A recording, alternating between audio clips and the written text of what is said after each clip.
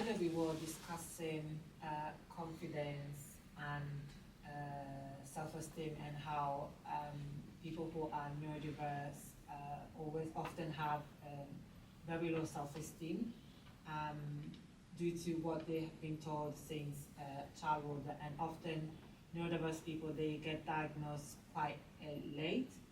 So what message would you give to those who feel that their neurodiversity has been holding them back? Ooh, I think I would encourage people to reframe.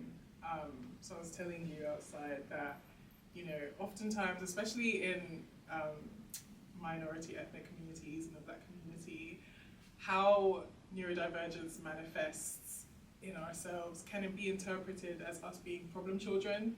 Like, I know a lot of Black children, you know, Black kids are often suspended at higher rates than other groups.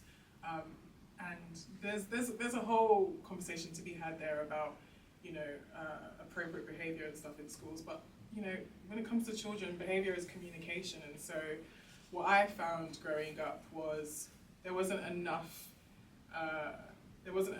attention paid to why is it that I'm not concentrating in school, or why is it that I can't focus, or why is it that I'm preferring to giggle with my friends, or if I'm feeling sleepy. But it just felt like the immediate judgment from teachers, most teachers, not all, was, you know, this student is just not capable, or they're just not, they're just lazy, you know, that kind of language. And, you know, as someone who, I was told I wouldn't make it past year 9, and I've thought about that every time I've graduated, which is twice now. And I think that's the best, it's not the best thing to hear when you're growing up, because oftentimes, you know, for people who aren't as fortunate as I am, it can be a negative self-fulfilling prophecy. But for me, it's a motivation. Like, I love being told I can't do something, because I'm definitely going to prove you wrong.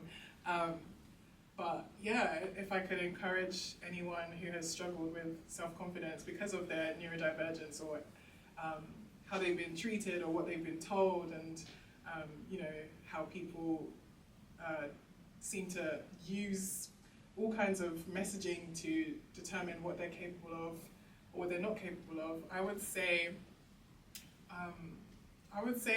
use everything that has been thrown at you negatively to be the story of how you win. Like, I just love being underestimated, because it's just always so funny seeing people's reaction when I do the thing that they thought and told me that I couldn't do. I take pleasure in that. Maybe that's just me being petty, but I like it. And so I would just encourage other people to, yeah, again, find confidence by reframing your story, owning your story, period. Like, who are you? Like, really, really sit down and take into account all of your lived experiences and accept it. Accept the things that have shaped you, and then use that as your strength. And I think there's just so much power in that.